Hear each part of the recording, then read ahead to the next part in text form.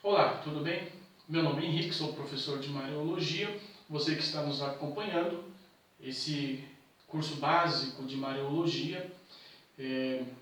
No vídeo passado, então, nós começamos a estar falando sobre Maria na Sagrada Escritura. Nós vimos Maria no Antigo Testamento, em Gênesis capítulo 3, versículo 15 e profeta Isaías 7, versículo 14. E hoje nós vamos dar início, então, ao Novo Testamento.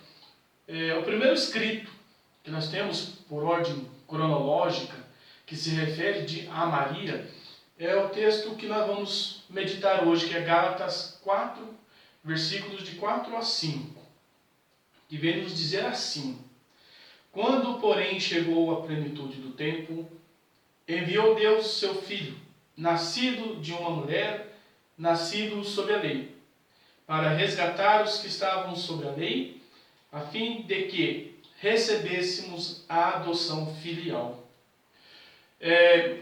Esse texto, Gálatas 4, ele tem surgido para nós muitos questionamentos assim, de vários teólogos, dizendo que ele não é uma referência a Maria, que o foco principal, principalmente no capítulo 4, é falar da questão da adoção filial. Ele usa o exemplo de uma criança que tem ainda sua idade nova e tem uma pessoa tutelar, aquela pessoa que ainda toma conta dessa criança. E depois, então, quando essa criança se torna adulto, é que ela vai poder tomar conta de todos os seus recursos, vamos dizer assim. É um tutor que essa criança tem. Assim nós éramos dependente da lei, porque a lei era como fosse o nosso tutor. Mas quando Deus envia o seu Filho, que nasce também sobre essa mesma lei, ele vem nos resgatar dessa lei para que nós pudéssemos, através do Filho, sermos filhos também, mas como uma adoção filial. E, portanto, já não sois mais escravos, mas filhos libertos. Essa, então, é um panorama geral do capítulo 4, versículo 4. Mas é importante ressaltar a importância de Maria nesse versículo de Gálatas 4:4, que nós podemos ver três pontos fundamentais para nós aqui. Primeiro, Deus quis, Deus cumpre sua promessa. Fez de Maria mãe da sua ação libertadora. Lembra que em Gênesis capítulo 3, versículo 15, que é uma profecia, Deus promete que enviará no futuro, virá uma mulher, essa mulher esmagará a cabeça da serpente, e dessa mulher surgirá o seu filho, o seu descendente, que esmagará definitivamente a cabeça da serpente. Então Deus cumpriu aquela promessa, Deus cumpre, quando um anjo anuncia a Maria, e Maria gera no seu útero o Filho de Deus. Desde o início, Deus quis precisar de uma mulher. Assim como o inimigo, a serpente, usou uma mulher para que o mal entrasse no mundo, para que a morte entrasse no mundo, Deus precisa também de uma mulher para trazer a libertação para nós. Quando Jesus se torna filho de Maria, nós nos tornamos filhos adotivos do Pai. Interessante que Deus, sendo criador, ele quis nascer de uma criatura. Deus, como todo-poderoso, Deus como criador, ele quis nascer de uma mulher. O Papa João Paulo II, no seu documento Redentores Mater, que fala sobre a mãe do Redentor, no seu número 1, na sua introdução, ele diz assim: essa plenitude indica o momento fixado, desde toda a eternidade, em que o Pai enviou o seu Filho. Essa plenitude marca o momento em que o Espírito Santo, que já tinha infundido a plenitude de graça em Maria de Nazaré, plasmou no seio virginal a natureza humana de Cristo. A mesma plenitude denota aquele momento em que, pelo ingresso do eterno no tempo, do divino no humano, o próprio tempo foi redimido. E tendo sido preenchido pelo mistério de Cristo, se torna definitivamente tempo de salvação, ou em grego, kairos, um tempo de graça, um tempo oportuno para podermos se converter. Mas é importante que a gente vê a importância de Maria nessa colocação de Gálatas 4:4, que quando Deus então, na plenitude do tempo, ou seja, quando o tempo determinado por Deus chegou, Deus ele envia o seu filho nascido de uma mulher. Mas para que ele possa enviar o seu filho nascido de uma mulher, ele tinha que antes preparar esta mulher. Podemos ver que Deus então ele prepara uma mulher. Temos aqui então o dogma da Imaculada Conceição de Maria, porque, como já disse lá em Jó 14:4, pode o puro nascer do impuro? Não pode, não tem como. Poderia Jesus nascer de uma pecadora? Não, não poderia nascer, porque essa pecadora não poderia trazer a graça ao Filho de Deus na terra, porque ela estaria sobre a inimizade da serpente.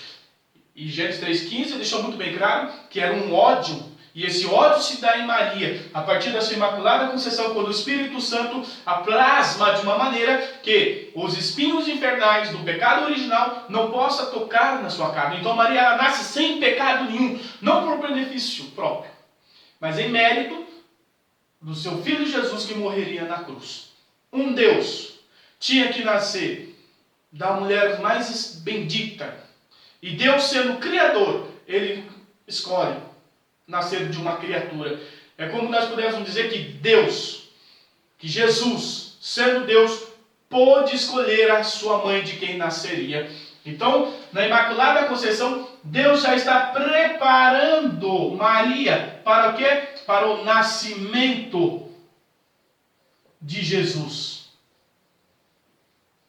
Para que o nascimento de Jesus possa vir se cumprir. O que Deus vem falando, que chegando à plenitude do tempo, Deus envia o seu Filho nascido. E esse tempo é este momento que Paulo vem dizer para nós. Então, Maria ela é escolhida para ser a mãe do Filho de Deus. Só que ela não é somente escolhida, mas ela também é preparada para ser a mãe desse Filho de Deus. Aqui está uma grandeza espiritual, de uma leitura espiritual dessa passagem.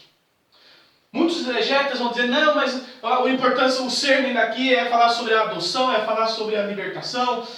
Irmãos e irmãs, lembra que a Igreja Católica também não tem só o sentido literal, mas tem o sentido espiritual e o sentido pleno. E nós temos aqui lendo que o sentido literal e no sentido pleno, e até mesmo até no literal está falando que é Maria. Essa mulher é Maria. Então esse texto refere-se diretamente a Maria. E Maria então está presente aqui, porque Deus me fez nascer de uma mulher e essa mulher é Maria. Bom, Paulo não cita o nome de Maria, mas nós sabemos que é Maria. Ou Jesus nasceu de uma outra mulher? Não, Jesus nasceu de Maria de Nazaré. Então Maria está implícita assim, no Gálatas capítulo 4, versículo 4. E lembra que Deus, sendo Criador, quis nascer de uma mulher, nascer da sua criatura. Bom, uma marióloga, a Lina Boff, no seu livro recentemente lançado, como tudo começou com Maria, vem nos dizer para nós, lá na página 28, todo o capítulo 4 desta carta, falando no Gálatas 4, procura nos fazer entender que a nossa filiação divina passa por uma mulher que se chama Maria de Nazaré. Nesse sentido, deve-se evidenciar que Maria abre seu ventre para trazer a libertação da qual Paulo fala. Ela é a primeira a receber o Espírito Santo na história. O Espírito que tudo recria e pervade a vida por inteiro. É como se fizesse uma nova criação. A nova criação entra no mundo por meio da carne de uma mulher que dá de sua carne e de seu sangue ao Filho de Deus. A modo de uma mulher, a história da salvação encontra a sua plenitude. Maria acolhe a Trindade em seu seio.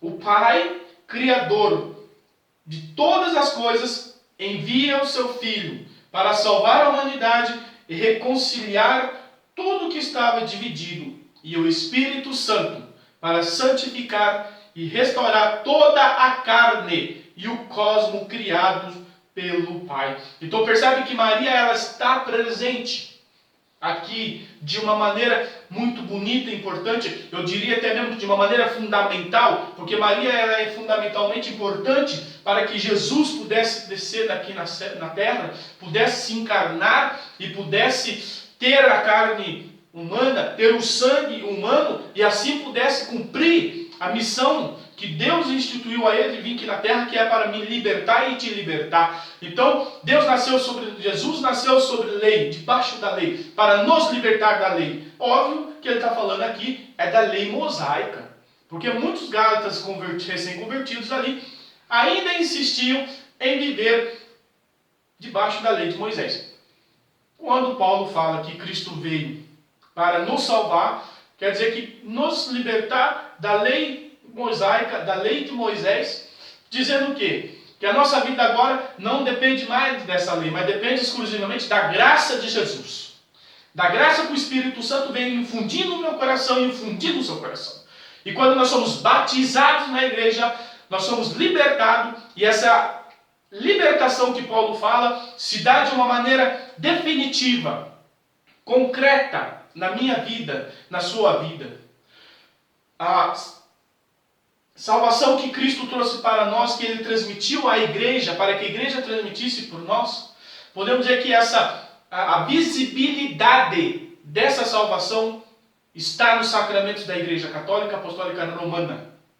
E quando eu sou batizado, que é o primeiro sacramento, que abre-me para os outros sacramentos, eu sou adotado como filho de Deus. Eu recebo a adoção filial, a adoção divina, essa adoção que Cristo veio trazer por mim, que Cristo veio trazer para você. Mas essa adoção só é possível porque Ele nasceu da Virgem Maria. E Maria na cruz foi dada a nós como nossa mãe. Minha mãe, sua mãe. Bom, esse é o texto então que nós podemos contemplar de Gálatas 4, versículos 4, versículo 5. Teria muito mais a dizer, mas por enquanto para nós é o suficiente para compreendermos essa visão que Paulo tem de Maria. Uma mulher importante, porque Paulo não cita nenhuma vez a pessoa de Maria. Na sua catequese, no seu querigma, não cita. A única vez que ele dá essa referência, mesmo que não seja nominal a Maria, é aqui em Gálatas 4. E uma coisa muito importante, Deus envia seu filho, precisa de uma mulher, precisa de uma criatura, e ele escolhe Maria. E quando ele escolhe Maria, ele coloca Maria na história da salvação. Na minha história da salvação. Na sua história da salvação. Maria é importante, decisiva na história da salvação. O sim de Maria é o início da ação salvífica de Deus na terra. Qual o lugar que Maria ocupa na sua vida? Qual a posição que Maria ocupa na sua vida, no seu coração? Se você gostou desse vídeo, dá um joinha, dá um like, se inscreva no nosso canal CTBICA, Cursos Católicos. Dúvidas? Deixa no comentário ou envia no meu e-mail, que eu vou estar deixando na descrição do vídeo o meu e-mail. Próximo vídeo vamos estar falando sobre Marcos, né? Qual a visão que Marcos tinha de Maria. Deus abençoe você. Salve Maria.